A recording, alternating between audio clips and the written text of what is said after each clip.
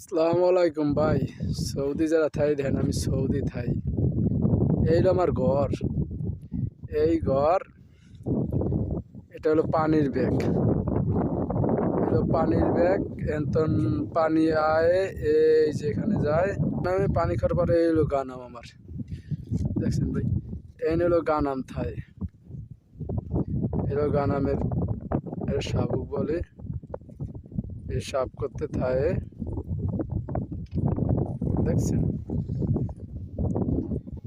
এই ভিডিওটা দিলাম ভাই। সৌদি মোটামুটি যারা থায় কষ্টে থাকে ভাই। বিদেশটা বলতেই কষ্টের, কষ্ট ছাড়া নাই।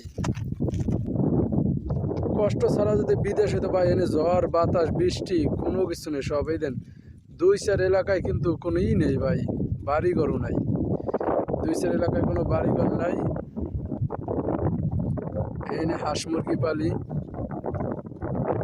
এনে তো পানির ব্যাগটা দেখাইলাম একবার আপনাদের, আবার দেখাইলাম। ওটা আমার ঘর।